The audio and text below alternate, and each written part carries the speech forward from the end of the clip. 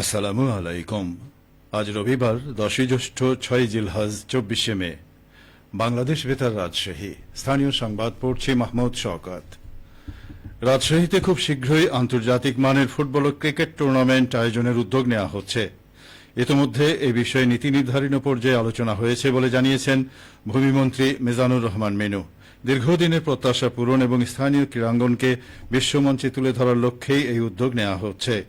গতকাল রাজশাহী বিভাগীয় মহিলা ক্রীড়া কমপ্লেক্স মাঠে প্রাথমিক বিদ্যালয় গোল্ড কাপ ফুটবল টুর্নামেন্ট বালক ও বালিকা 2026-এর সমাপনী ও পুরস্কার বিতরণী অনুষ্ঠানে প্রধান অতিথির বক্তব্যে তিনি এসব কথা বলেন।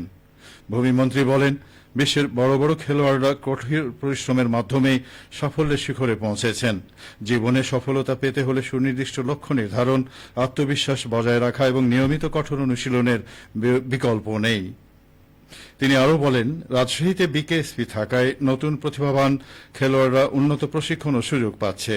এখান থেকে শিক্ষার্থীরা যথাযথ প্রস্তুতি নিয়ে দেশের সীমানা ছাড়িয়ে বিশ্বজুড়ে রাজশাহীর সুনাম ছড়িয়ে দেবে। অনুষ্ঠানের শেষে বিজয়ীদের হাতে পুরস্কার তুলে দেন অতিথিবৃন্দ। পবিত্র ঈদ উল আজহা উপলক্ষে প্রধানমন্ত্রী তারেক রহমানের পক্ষ থেকে ঈদ উপহার সামগ্রী বিতরণ শুরু করেছে চাঁপাইনবাবগঞ্জ জেলা পরিষদ। গতকাল জেলা পরিষদ প্রাঙ্গণে এসব ঈদ উপহার সামগ্রী বিতরণ উদ্বোধন করেন জেলা পরিষদের প্রশাসক ও সাবেক এমপি হারুনুর রশিদ। চাঁপাইনবাবগঞ্জ পৌর এলাকার 1200 গরিব, দুস্থ, অসহায় ও দুর্যোগে ক্ষতিগ্রস্ত মানুষের মাঝে এই ঈদ উপহার সামগ্রী বিতরণ করা হবে বলে জানানো হয়েছে। চাঁপাইনবাবগঞ্জের গোমস্তাপুর উপজেলার সকল দপ্তরের কর্মকর্তা ও সুধীজনদের সঙ্গে মত বিনিময় করেছেন জেলা প্রশাসক আবু সালেহ মোহাম্মদ মুসা। গতকাল উপজেলা পরিষদ হলরুমে এই মত বিনিময় সভা অনুষ্ঠিত হয়। এ সময় উপজেলার বিভিন্ন বিষয় নিয়ে উন্মুক্ত মত বিনিময় করেন জেলা প্রশাসক। এর আগে উপজেলা পরিষদের লাইব্রেরি উদ্বোধন করেন জেলা প্রশাসক আবু সালেহ মোহাম্মদ মুসা।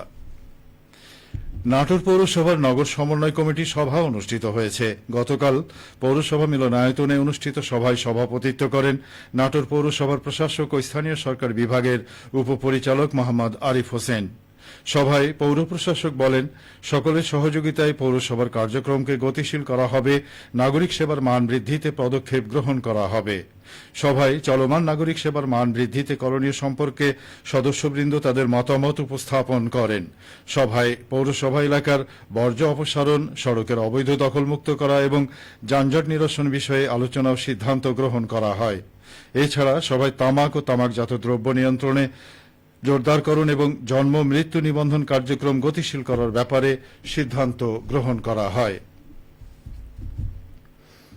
আসন্ন ঈদ উল আজহা উপলক্ষে স্বাস্থ্যসম্মতভাবে পশু জবাই ও কোরবানির পশু চামড়া সংরক্ষণ বিষয়ে শেরপুরে এক প্রশিক্ষণ কর্মশালা অনুষ্ঠিত হয়েছে। গতকাল উপজেলা পরিষদ মিলনায়তনে উপজেলা প্রশাসনের উদ্যোগে এই কর্মশালা আয়োজন করা হয়। কর্মশালার উদ্বোধন করেন শেরপুর উপজেলা নির্বাহী কর্মকর্তা। উদ্বোধনী বক্তব্যে তিনি কোরবানির সময় স্বাস্থ্যসম্মত পরিবেশ বান্ধব উপায়ে পশু জবাই এবং বর্জ্য ব্যবস্থাপনার উপর গুরুত্ব তুলে ধরেন। কর্মশালায় কোরবানির পশু নির্ধারিত স্থানে জবাই ও চামড়া সংরক্ষণের গুরুত্ব নিয়ে আলোচনা করা হয়। এ সময় উপস্থিত ছিলেন বিভিন্ন মসজিদের ইমাম, এনজিও প্রতিনিধি ও কসাই প্রতিনিধিরা।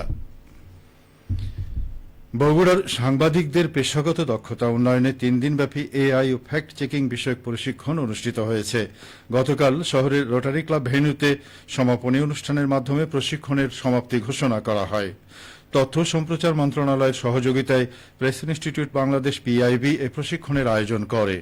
গত 21 মে শুরু হওয়া কর্মশালায় জেলা শহরে কর্মরত 35 জন সাংবাদিক অংশ নেন।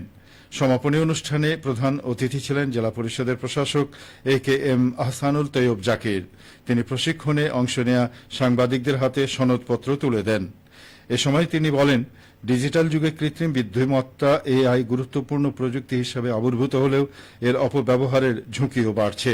এ কারণে সাংবাদিকদের তথ্য যাচাই বা ফ্যাক্ট চেকিং দক্ষতা অর্জন জরুরি হয়ে পড়েছে।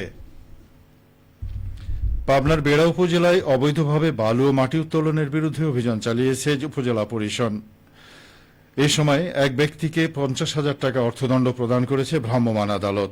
গতকাল উপজেলার অধীরনগর এলাকায় এই অভিযানে নেতৃত্ব দেন বেড়া উপজেলা নির্বাহী কর্মকর্তা রোনাল্ড চাকমা এবং উপজেলা সহকারী কমিশনার ভূমি নুরেন মাইশা খান। উপজেলা নির্বাহী কর্মকর্তা জানান, অভিযানে অভিযুক্ত রফিকুল ইসলামকে 50,000 টাকা জরিমানা করা হয়। পরিবেশ ও জনস্বার্থ রক্ষায় উপজেলা প্রশাসনের পক্ষ থেকে এ ধরনের অভিযান অব্যাহত থাকবে। সবশেষে আবহাওয়া। আজ সকাল 6টায় রাজশাহীতে তাপমাত্রা ছিল 27.4 ডিগ্রি সেলসিয়াস। এ সময় বাতাসে আর্দ্রতার পরিমাণ ছিল 87%। রাজশাহী ও পার্শ্ববর্তী এলাকায় আজ সূর্যোদয় হয়েছে ভোর 5:17 এবং সূর্যাস্ত সন্ধে 6:46। সংবাদ শেষ হল। আমাদের পরবর্তী স্থানীয় সংবাদ দুপুর 12:10।